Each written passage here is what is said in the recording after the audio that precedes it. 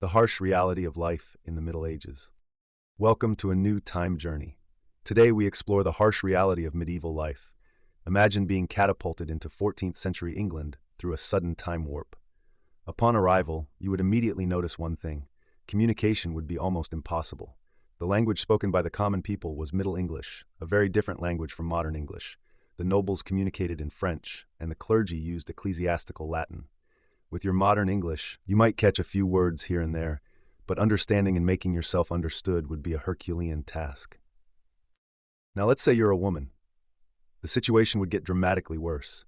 Medieval women were often seen as morally weak and subordinate to men, according to a rigid interpretation of biblical texts. St. Paul's writings emphasized the need for women to be quiet in church, submissive to their husbands, and limited to a domestic role. A peasant woman was expected to spin, cook, care for children and animals, but also work in the fields alongside men. Women had few choices: marry or enter a convent. Marriage, however, meant frequent pregnancies, often accompanied by potentially fatal complications. Without modern painkillers, advanced surgical tools, or sterile environments, childbirth was extremely risky, even for the wealthiest women. Caesarean sections were performed only if the mother was dying, and even this operation often proved fatal. Consider this fact: in Florence in 1420, 1 in 5 women died during labor.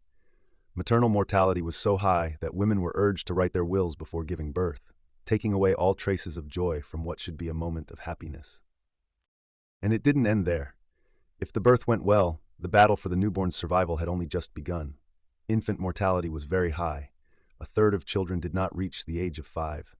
The dangers began in the womb, where knowledge about health and nutrition was limited. Mothers drank large amounts of alcohol and ate inadequate diets, exacerbating the risks for the child. If you were born in the Middle Ages, you would have faced constant dangers such as war, famine, disease, and domestic accidents. It is estimated that between 20 and 30% of children died before the age of 7. The death of a child, an unimaginable tragedy for us today, was a common occurrence in that era.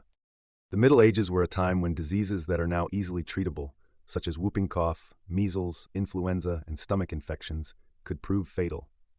The pain of loss knew no bounds, as evidenced by data from medieval Japan, where 48% of the population died in childhood. That meant nearly 1 in 2 children did not survive, a tragedy that broke the hearts of parents everywhere. About 85% of the medieval population were peasants, tied to the Lord's land and without personal freedom. Not only did they have to grow enough food to feed their families, they also had to provide tribute to the Lord in the form of crops or labor. They could not leave the land or marry without his permission, and in many cases the role of the peasant was not much different from that of a slave. The unpredictable weather was a constant threat. Too much or too little rain could destroy crops, causing malnutrition, a weakened immune system, and an increase in diseases such as typhoid, smallpox, and dental problems. Even when food was available, it consisted of bread made from coarse grains such as barley or oats and a lean soup. Game was reserved for nobles, and the punishment for poaching was severe. Houses were simple and uncomfortable, often built with 1 or 2 rooms, without chimneys, and with small windows that made the environment dark and smoky. Animals were often kept inside during the winter, increasing bad smells and unhealthiness. Clothes were made of rough, itchy wool, and they lacked modern comforts such as central heating, lighting, or running water. Life in the Middle Ages was extremely short. Between 1330 and 1479, men lived on average only 24 years, while women, due to complications from childbirth, reached 33 years. The justice system was equally ruthless. The church controlled every aspect of life, from personal behavior to the food consumed. There was no police, and to ask for help you had to shout to raise a hue and cry, hoping that neighbors would intervene. Serious crimes such as murder, treason, theft, or arson were punishable by death, often by hanging. Even minor crimes such as gambling or abusive language were punished harshly, with public pillorying or branding. The ordeal, which involved physical tests such as walking on hot coals or dipping one's hand in boiling water, left guilt to the will of God. Life in the Middle Ages was not just difficult, it was often brutal and unforgiving, with little chance of escaping a fate of suffering and oppression. The Middle Ages were a time of constant conflict, harsh living conditions, and constant danger, even for the most privileged. Wars were omnipresent. In over a millennium, there were more than 370 conflicts, from the First Crusade to the 100 Years' War, including the Mongol invasions of Asia. It was not only soldiers who paid the price of war. peasants, bound to the feudal system, were forced to fight for their lords. Although military service was often limited to 40 days, many died before they could return home. Civilian casualties were not even counted, considered insignificant. The Crusades caused up to 3 million deaths. The Hundred Years' War added another 3.5 million, while the Mongol invasions killed between 30 and 40 million people.